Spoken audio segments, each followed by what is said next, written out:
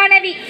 இந்தியாவின் மதிக்கத்தக்க 2 பிரதமர்களை உருவாக்கி இந்தியாவின் கிங் மேக்கராக திகழ்ந்து பகைவர்களும் மதிக்கும் பண்பாளராகவும் கல்வியின் நாயகனாகவும் படிக்காத மேதையாகவும் மனித நேயத்தின் மறு உருவமாக திகழ்ந்து சினிமாவில் நாம் பார்த்து ஆச்சரியப்படும் ஹீரோக்கள் போல் இல்லாமல் நிஜ வாழ்க்கையில் உண்மையான ஹீரோ போல் வாழ்ந்து காட்டி அரசியலில் நேர்மை, வாய்மை, தூய்மை, நாணயம் போன்ற அனைத்தையும் கற்பித்த மாமனிதர் மட்டுமல்லாமல் ஒட்டுமொத்த இந்தியாவிற்கே வழிகாட்டும் தலைவராக விளங்கிய பெருந்தலைவர் காமராசரை பற்றி கூற வந்துள்ளேன்.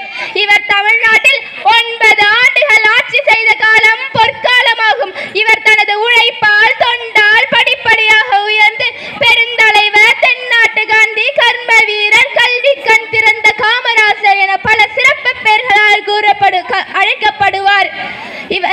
இவர் தமிழ்நாட்டில் உள்ள விருதுநகரில் குமாரசாமி நாடாருக்கும் சிவகாமி அம்மாவுக்கும் மகனாக 1903ஆம் ஆண்டு ஜூலை 15ஆம் தேதி பிறந்தார்.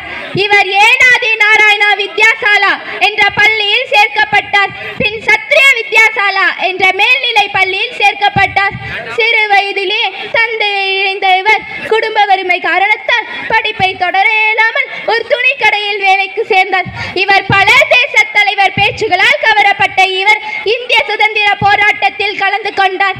மேலும் ஆங்கில ஆட்சி எதிர்த்து வந்த அனைத்து போராட்டத்திலும் பங்கேற்று 6 முறை சிறையில் அடைக்கப்பட்டு 9 ஆண்டுகள் சிறை தண்டனை அனுபவித்தார். மிகச் சிறந்த பேச்சாளர் என புகழப்பட்ட சத்தியமூர்த்தி அவர்களை தனது அரசியல் குருவாக மதித்தார். இந்திய சுதந்திரம் கிடைப்பதற்கு முன்பே சத்தியமூர்த்தி அவர்கள் இறந்துவிட்டார்.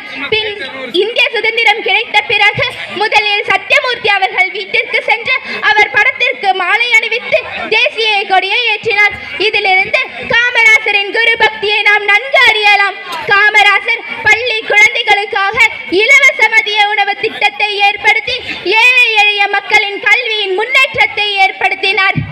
ஆங்கில ஆட்சியில் 7% இருந்த கல்வி கற்போரின் எண்ணிக்கை இவரின் ஆட்சியில் 37% உயர்ந்தது. இவர் தன் வாழ்நாள் முழுவதும் சமூக தொண்டு செய்வதிலேயே அர்ப்பணித்துக் கொண்ட இவர் 1975ஆம் ஆண்டு அக்டோபர் 2 இறைவனடி சேர்ந்தார். இப்படிப்பட்ட உன்னதமான நேர்மையான இன்னொரு தலைவர் தமிழகம் மட்டுமல்ல உலகமே சந்திக்குமா என்பது சந்தேகம்தான். காமராசரை உங்களை போல் அரசியல்வாதி வேறு யாரும் பிறக்க போவதுமில்லை, உங்களை தவிர உங்களுக்கு நிகர் வேறு யாரும் இல்லை என்று கூறி வாய்ப்புக்கு நன்றி கூறி விடைபெறுகிறேன். நன்றி, வணக்கம்.